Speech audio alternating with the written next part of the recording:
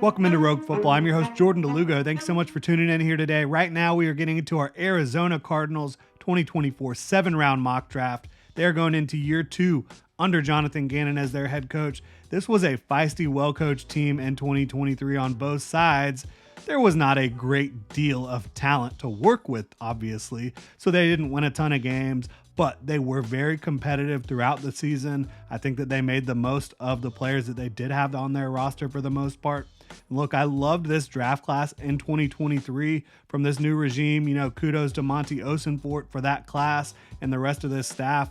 Now it's time for them, in my opinion, to take the next step, to start being even more competitive, winning even more football games, and pushing for the playoffs. I don't think it's a mandate that they make the playoffs this year by any stretch, but in my opinion, they have the resources to do exactly that, to push for the playoffs, push for a wild card spot in a tough division, in a competitive conference.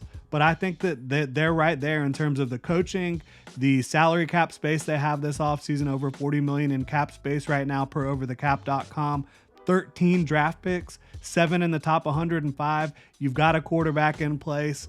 To me, this needs to be a franchise-changing draft, a draft that really sets them on the course that they're going to go over the next couple years, next few years. Obviously, like I said, I really liked what they did last year. For the most part, I think that you can let the board come to you. You have a quarterback in Kyler Murray, a young offensive tackle in Paris Johnson, Budda Baker and Jalen Thompson at safety.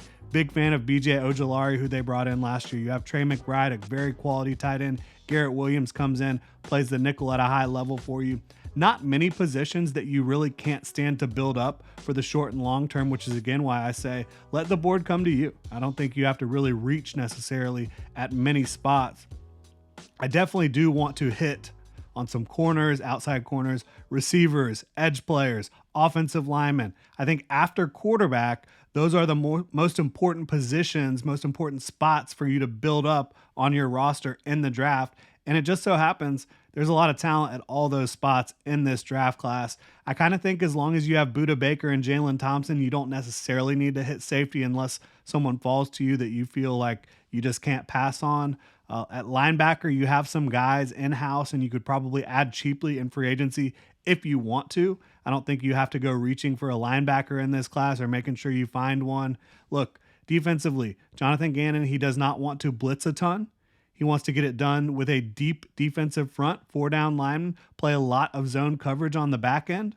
So let's go ahead and get this draft pop and see what we can do. The Cardinals have the 4th overall pick in 2024. Want to remind y'all, if you enjoy the content, please like, subscribe, hit that notification bell. But getting back to this number 4 overall pick, I think it's got to be wide receiver Marvin Harrison Jr. Obviously, it's possible that 3 quarterbacks don't come off the board before this pick, and if that is the situation, maybe the Patriots take Marvin Harrison Jr., maybe someone trades up for Marvin Harrison Jr.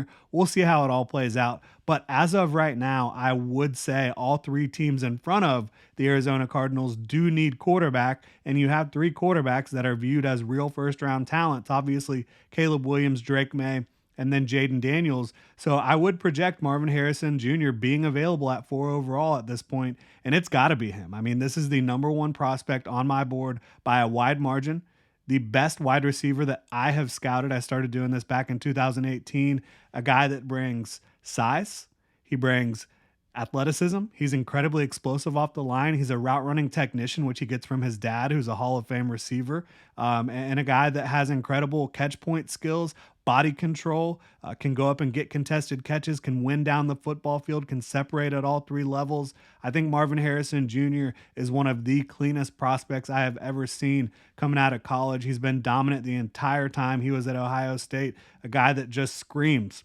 franchise-changing receiver. And the Arizona Cardinals know a thing or two about franchise-changing receivers.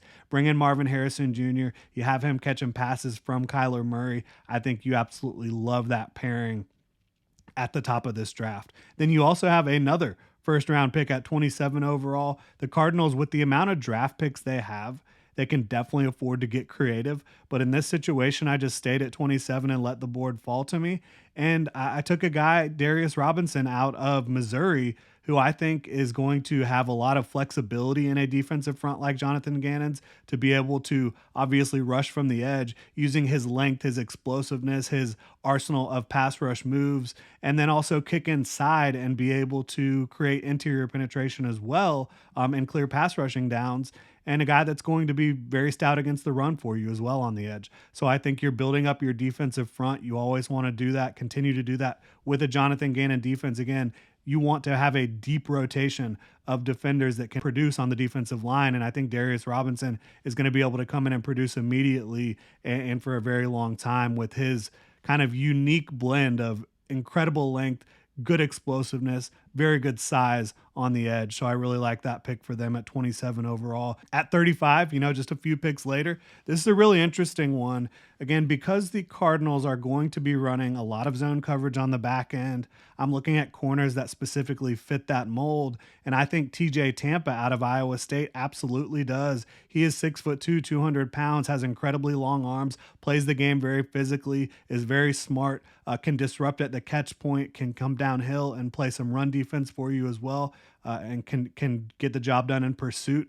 I think TJ Tampa, this might be a little high for some teams, but again, a zone-heavy defense, I think TJ Tampa fits that perfectly. He's got all the athletic and physical tools you could ask for a starting outside corner in this type of defense. So to me, I think that he could come in and immediately start for you and play at a high level pretty early on.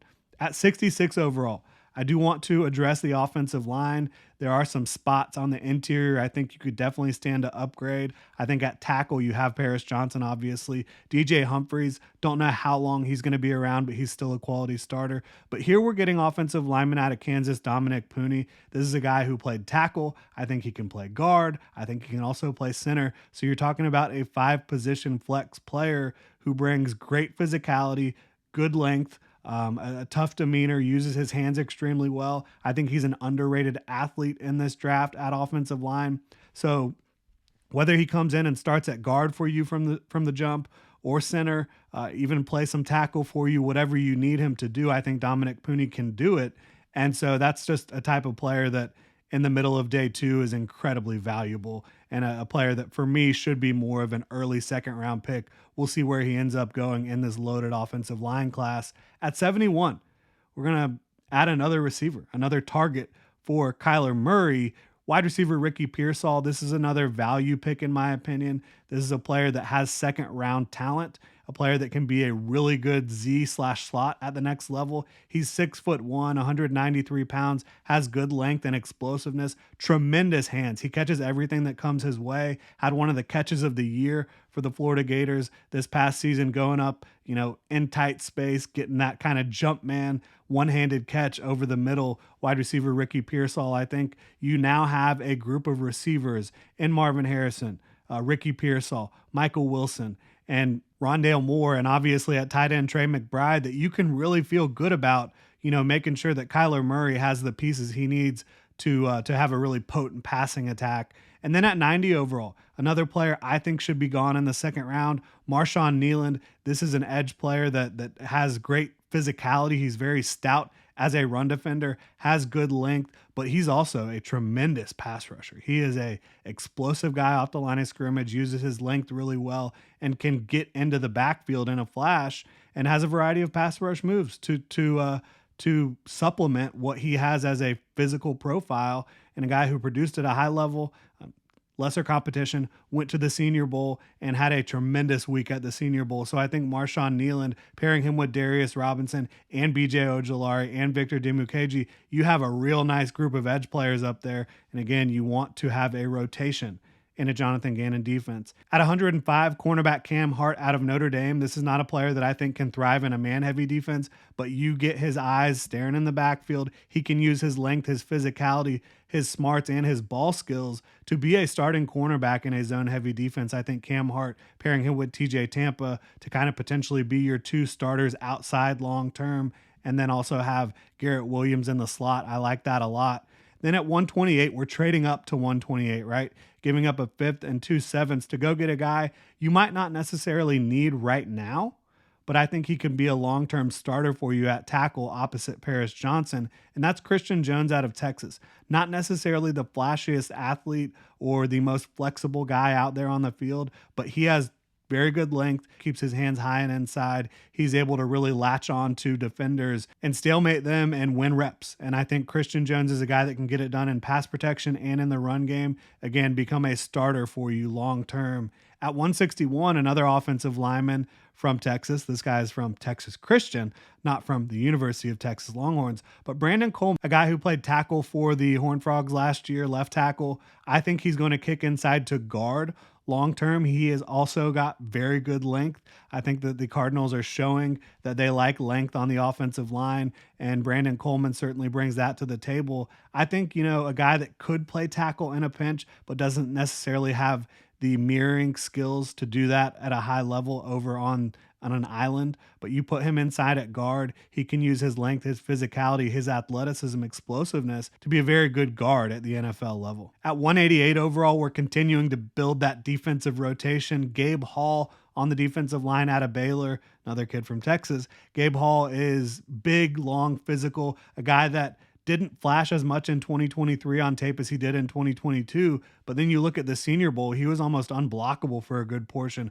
of the Senior Bowl practices. So you take a flyer on him as someone who has all the traits you could look for, and you just want to develop him when he gets here to Arizona. At 241, the final pick of the draft for the Arizona Cardinals, why not bring in another running back? This is the perfect time to bring in this position because it's extremely undervalued. There's always a ton of talented backs in the NFL draft. It's about finding one that fits what you want. And if I'm the Arizona Cardinals, I'm all over running back Kamani Vidal out of Troy. This is a player that has a 3-down skill set. He can definitely pass protect. He can catch the ball out of the backfield. But what's most exciting is his ability as a running back. Kamani Vidal has incredible change of direction, great contact balance. He's only about 5'7", almost 220 pounds. He's got explosiveness, and he can make you miss all over the field. So I think this is a player that shows creativity, shows the ability to make you miss in a short area, can also outrun you. I think he's going to end up being one of the steals of the draft wherever he goes. Really excited to see where he ends up landing and how it goes for Kamani Vidal in the NFL. But you've just drafted an elite receiver prospect in Marvin Harrison Jr., who should be top 10 at the position as soon as he steps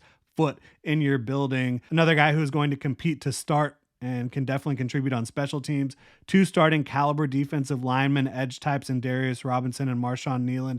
A couple of guys that can start right away on the interior of your offensive line, and Dominic Pooney and Brandon Coleman, a future starter or swing guy, and Christian Jones out of Texas. 2 corners that should be able to start and play it for a long time. TJ Tampa and Cam Hart outside, Garrett Williams in the slot. Gabe Hall can come in and help with that rotation up front defensively, the length, the explosiveness on the ball. And again, Kamani Vidal, I think, is going to be a workhorse back, one of the steals of this draft. Really would love to know, if you're a Cardinals fan, what you think about this mock draft. Drop a comment in the comment section below. You can also hit me up on Twitter at Jordan DeLugo.